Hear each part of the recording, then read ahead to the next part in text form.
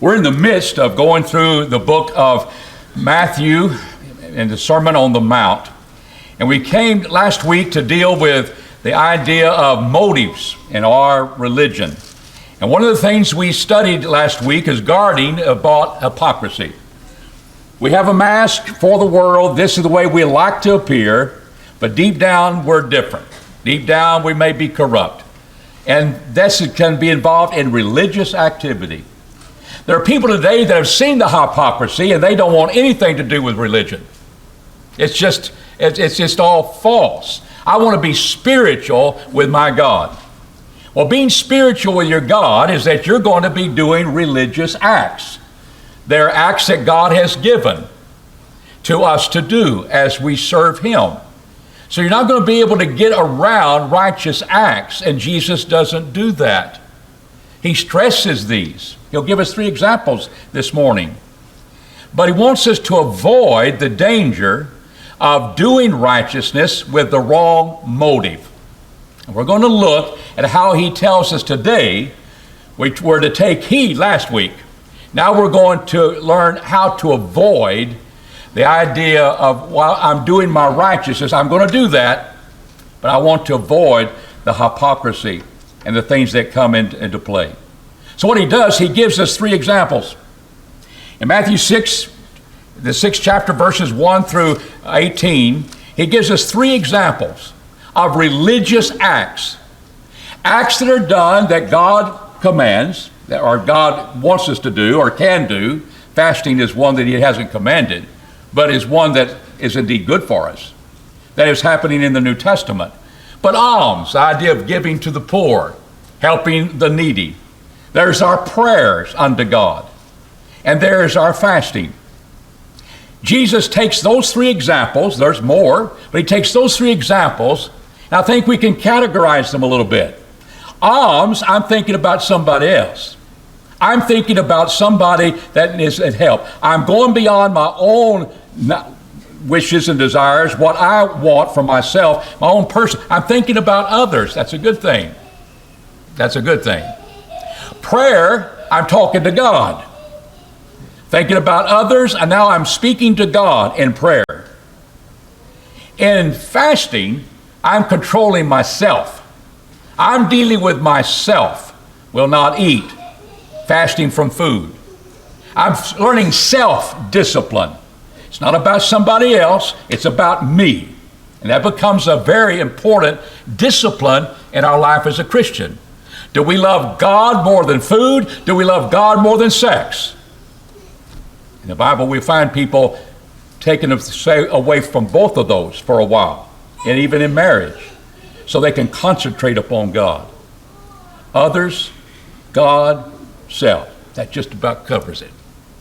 And He uses those 3 examples where the problems arise, that hypocrisy raises its ugly head because of our motives.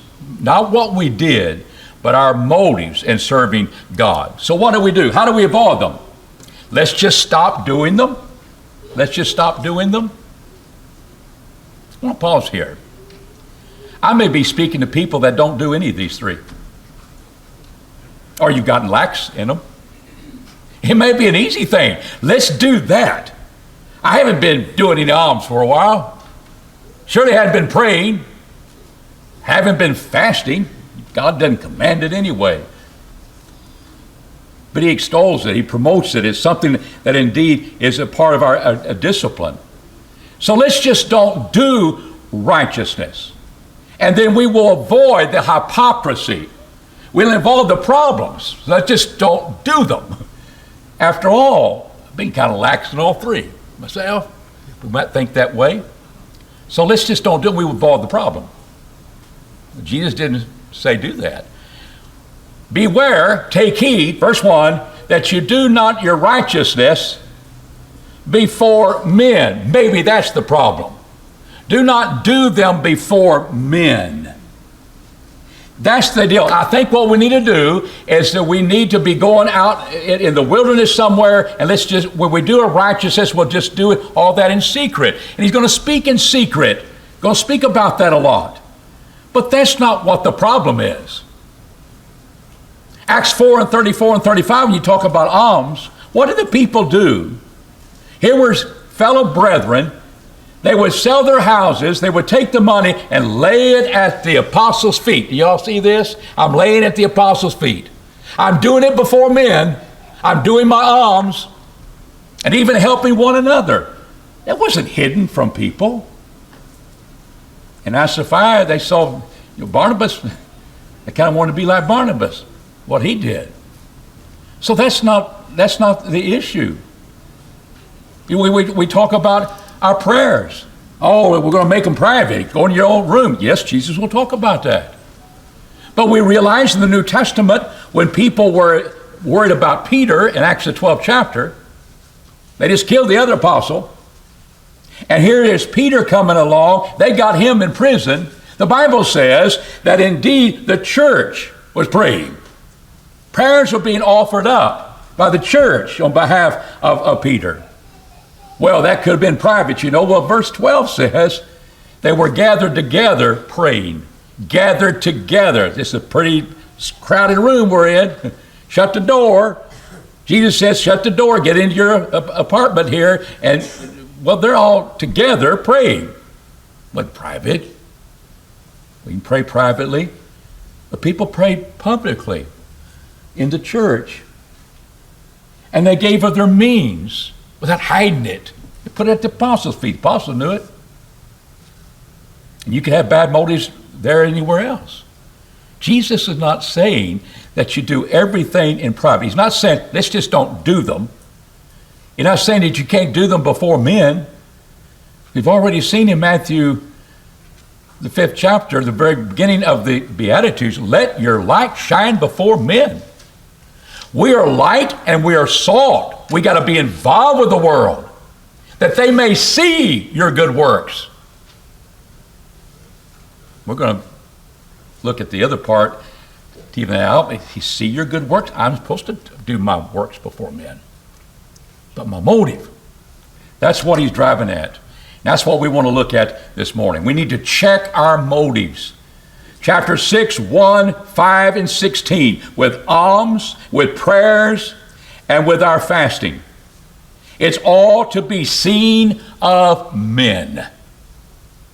It's not that we're not doing righteous, we're doing it. It's not that we're doing it before men, we're doing it before men. They see.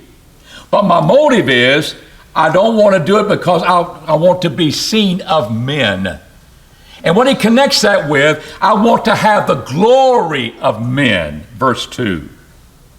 So to be seen of men is consistent with all those things. But in verse 2, when therefore thou doest alms, sound not a trumpet before thee as the hypocrites do in the synagogue and in the street, that they may have glory of men. That's the issue. I want to be seen and I want to be exalted. I want to have the glory of men. And that's what doing righteousness had become to the Sadducees, the Pharisees and the scribes.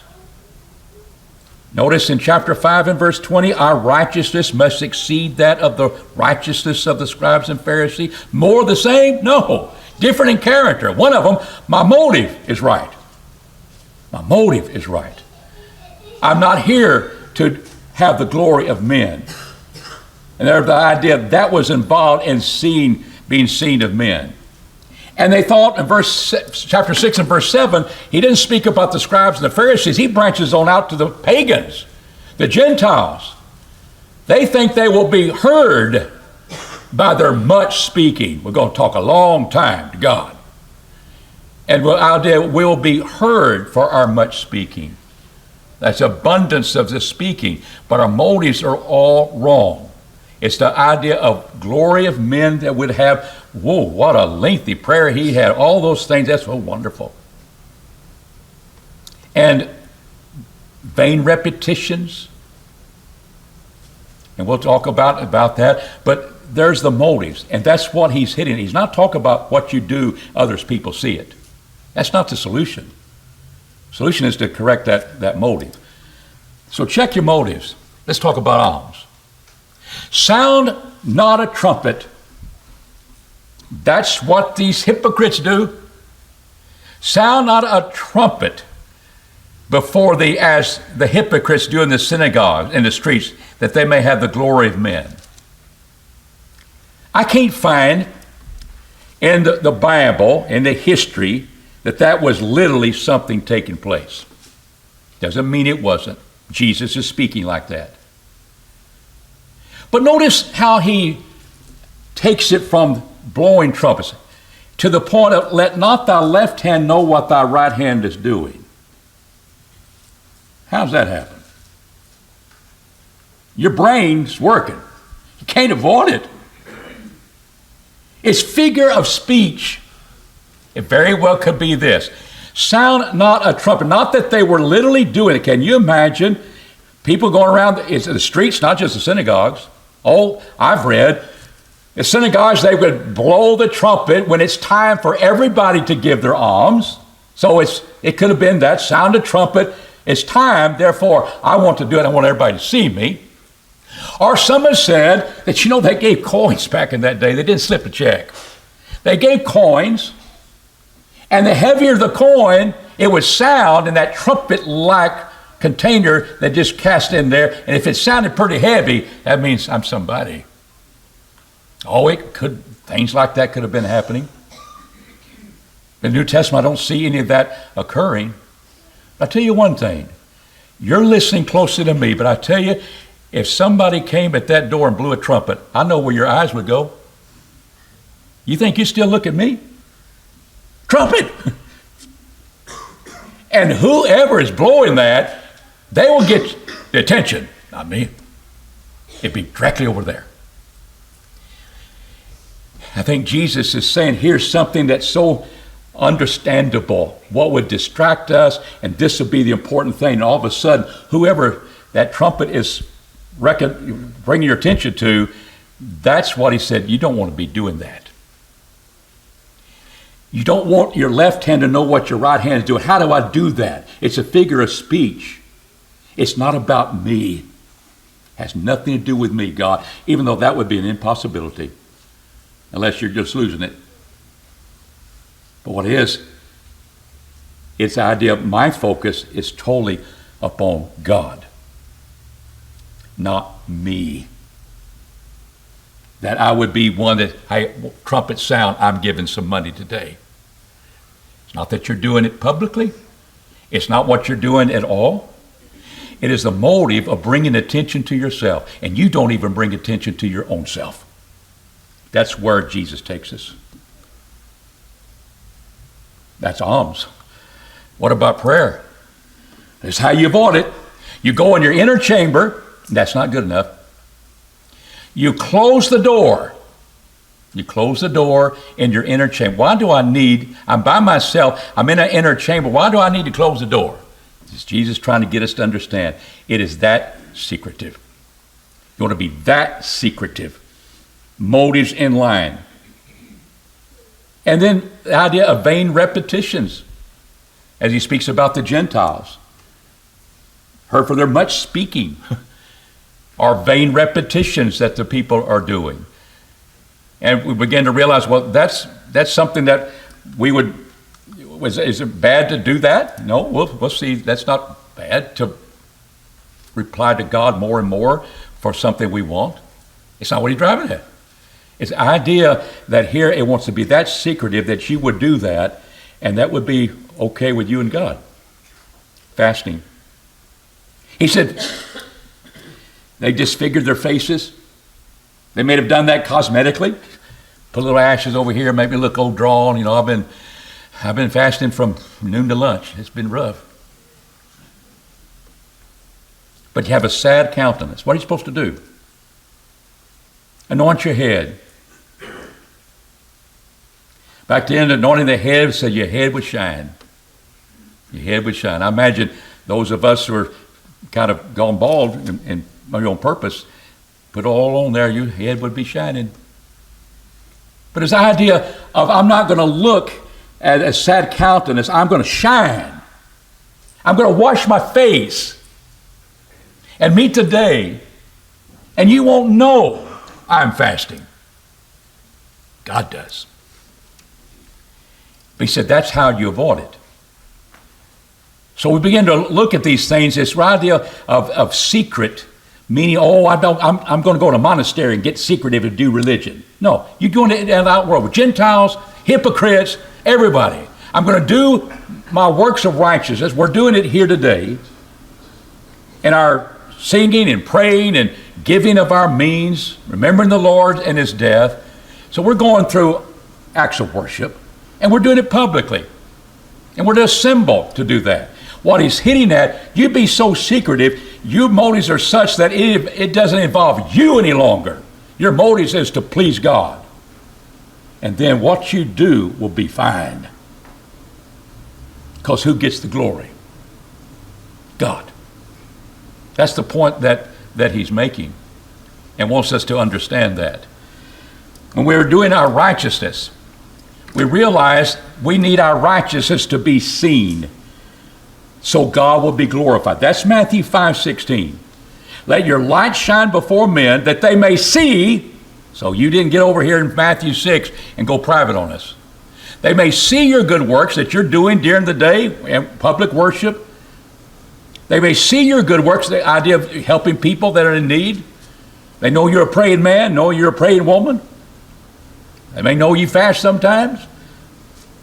And all those things, they know the discipline, they see that in your life. They may see your good works and glorify your Father.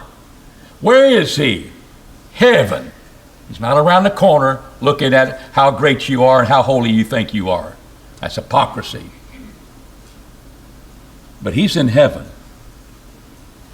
And that's where my focus needs to be, not what my right hand is doing left hand. Mentally, it'd be kind of tough, but the point is, he's figure of speech said it's directed to God. That God may be glorified. That's the issue. Is it about you and what you're doing? Or is it about God? God authorized us to do this, and I'm doing that to please him. And it has a great effect on the world. 1 Peter 2 and verse 12. Peter says, and this is why we should be striving always to be serious in evangelism. You know, there's people today that believe religion, you shouldn't be evangelizing. And there's a lot of people say, I think that's right too, because I don't want to go out and do it. But you live your life with the hope that you might be able to call someone to become a Christian. They may ask, what's about the hope that's in you? That's what we should be doing in 1 Peter 3. But 1 Peter 2:12, notice he says, having your behavior seemly among the Gentiles. The Gentiles are seeing the religious people that serve Christ giving alms. They're praying to God always. They're involved in discipline in their lives. They don't know maybe fasting is taking place, but you're gaining discipline by doing that act of fasting. But he said they may see your good works. They'll call you evildoers, but they may behold your good works, which they behold, glorify God in the day of visitation. That's the future coming. When God visits us with judgment, they will have changed their lives to become a Christian, and they will glorify God because your acts were all about him. And now they will glorify God in the day of visitation, because they're not going to be cast into hell. They're going to be saved. But wonder if we take this and we're just never going to do prayers, not going to do public prayers at lunch and everybody, we don't want anybody to see that, and we just cut them out altogether maybe. No. We still pray in public. And I've had more than one people talk about that. I saw that, said people don't do that anymore. Y'all must be what? Whatever religion you are. That's fine. But we didn't do that. We didn't stand up to be heard by the whole people in the restaurant or what have you. We're here praying to God, thanking God. And there's the motives that are in check. So we want God's glory to take place, not ourselves. And our righteousness is indeed seen for that purpose. We're avoiding hypocrisy and doing righteousness, because we're not going to be seen of men to receive their glory. That's not what we do things. And you know, sometimes that can happen to preachers. That here, I'm to present a message, I'm going to preach on this subject, I'm going to do these things, and your motive is to maybe please men. That's why you'll leave out sermons that you don't want to do, because that won't please them. You gotta be urgent in season, out of season. You gotta reprove, rebuke, exhort. But a preacher may have an ear and say, well, they exalt you. Well, I like that. I've seen brethren that if you just preached on the home all the time, then you'd be a great preacher, because that's the only one they compliment. And you might get to be saying, well, maybe that's what I need to be preaching. No, you're preaching on it all the time. That's why you want to do that. You want to be praised by men. Preachers have to guard against that. Song leaders have to guard against the motive. What is your motive? You got a good voice, and you're going to lead the singing. That's wonderful. And you pick good song, but it may be all about you and your voice. How wonderful it is. You may be complimented about your voice. And that can creep into our prayers, our preaching, our singing, and realize I got my reward. That's what Jesus said. They've already received your reward. If it was to get man's glory, and that was your motive to show how wonderful I am, not the words I'm saying and leading the songs, or we got theatrical with our leading, you ought to save that for the time when the church gets dragging. Raise your hands in, maybe get them going. But you get that done at the beginning, because that's my style. It's not about you. You just lead them. But it's not about you being ostentatious and helping, and you get filled up with, well, I must be pretty good. No, God's good. And that can creep into all of us. And that's being a hypocrite. I'm showing something, but my motives are totally not where they ought to be. Singing, praying, mind wandering, Lord's Supper, all those things that we're doing. He said, beware, because it sure can creep in. You know what? God sees in secret over and over again in these 18 verses. God sees in secret. So why do you have to be seen of men? Why do you have to glory of men? God sees. God knows. Let's talk about Psalm 41 and verse 1. When the psalmist, and we're looking at Old Testament and New Testament, but blessed is he that considereth the poor. Jehovah will deliver him in the day of evil. See, God sees in secret. You didn't do that. You didn't give with the motive of people looking at you and glorifying you. God sees that, and he will reward you. He sees in secret, and he will reward you. And that's, Jehovah will deliver him in the day of evil that comes upon him. Did you know when you give in Proverbs 19:17, you're lending to Jehovah? When you take pity upon the poor, that means you're acting to take care. You're lending to Jehovah. What's that all about? The good deed that you just did, he will do it to you again. Reward. You didn't have to sound a trumpet. Look at me. It wasn't about you. It's about God. Left hand know what the right hand's doing. God will reward you. And don't we see that in 2 Corinthians in the New Testament, when the brethren in these Asian Minor places in their churches, they were given Macedonia and Achaia, and those places they're giving. And the Apostle Paul is encouraging the brethren to finish what they had planned to do, to make sure this gift goes to the church, the saints in Judea. But in verse 8 says, God is able to make grace abound unto you, that ye having always all sufficiency in everything may abound unto every good work. And he quotes from the Psalms. He has scattered abroad, he hath given to the poor. How has God done that? Because you lend to Jehovah. You know it's going to help, but you're lending to Jehovah. He will repay you. He is able to make grace abound unto you, so you'll have money to give the next time. His righteousness abideth forever. And he's working through you, alms giver. that's looking at this is an area I need to think about others. God sees in secret, and he will reward you. Why do you need man's glory? Why do you need to make sure everybody knows what you're doing? Let them see it. But your motives are totally different. It helps you avoid hypocrisy. And then you talk about your prayers. Vain repetitions. Go over and over and over again. And what does he say about that?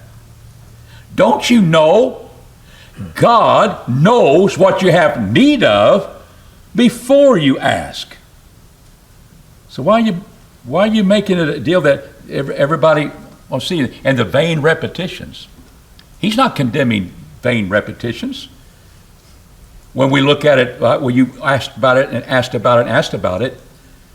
Over 7 times in Psalm 119 we read from today, you'll find, teach me thy statutes, teach me thy word, teach me thy testimony, over and over and over and over again. 7 times, at least. Is that vain repetition? That's a prayer. Very long one. Over and over again. That's the problem. And the Luke 18, Jesus says, I want you to pray and not faint. And it's the example he gives of widows that's not getting what she deserves, what's just. And she keeps coming back. Well, God's not the kind of God that judge was. Well, he just wears me out with her continual coming in prayer, asking for help. Jesus is using that for prayer. Will he find faith when he comes back again? What faith? I trust in God. God, you know what I need. Paul asked that thorn in his flesh be removed. He did it 3 times. Vain repetitions. He repeated it. No, it's that if I just keep saying that and say it becomes kind of a thing that it'll be answered in. God knows what you have need of before you ask. He just wants to know, do you have the faith to ask? Do you have the faith to ask? Or will I do it on my own? There's the person of faith. He doesn't give up. And we want to pray for people that have gone astray. We want to pray for people that have been gone for a long time. We're going to keep praying. And hopefully their minds will change.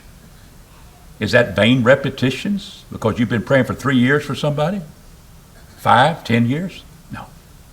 That's not the issue. It's a motive and realize I want to be seen in my prayer. We'd be praised with my prayer. And God, notice when we talk about the fasting, and the idea of God's reward is ahead, not that we've already received it. We'll see 2 times with prayer and with fasting, God not only sees in secret, he is in secret. He's right there with you. Even when I'm in my closet, even when the door's closed, he is in secret. Who are you trying to impress? You're not going to impress God, but you can ask God, God, I keep coming to you. That's fine. But he's there in secret. He doesn't mention that with the alms, but he's there in secret too. But the idea of praying, you're praying to God, he's already with you in secret. He hears, he knows, he sees. And in fasting, it's just between you, and I'm not going to eat that, I'm not going to drink that. It's between you and God. And he's right there when you are having your hunger pains. He's right there when you want to give in and say, I've made a vow, I'm going to go for 3 days, I'm going to go for 2 days, I'm going to go the rest of the day. He's there with you as you struggle. And when we know that, he'll reward us with better discipline. He'll reward us maybe answering our prayers in his time. And the idea of giving alms, he'll reward you down the road. He'll pay again. That's what we see in the Bible. And it's just interesting. God does not shy away for us thinking about rewards. Great is the reward in heaven when you suffer persecution. Well, God, it's not about reward. It's about my loving you. That's right. But he talks about that. He wants you to know there is a reward for all that we're doing to His glory here. And an area we're going to be checking on is what's our motives when we get up to preach and we lead singing or lead in prayer. What are our motives as we go about our lives in the world? Only thing we're going to do good because it looks good to others? No, because it's good.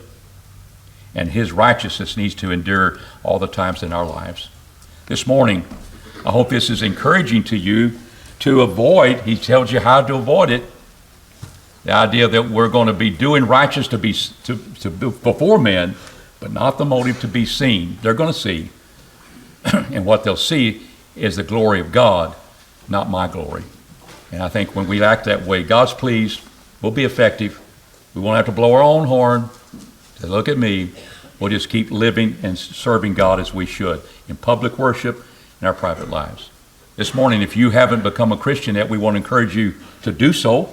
If you know that Jesus is the Son of God and you realize I've been putting this off, why not come this morning? Confess who Jesus is with your mouth, that He is indeed the Son of God. Come with a penitent heart to say, I'm going to repent of all my sins, and let us baptize you into Christ. And you'll be raised to walk a newness of life, ready to serve Him and to avoid the pitfalls in your religious work before Him. If we can help you in any way, come to the Lord as we stand and as we sing.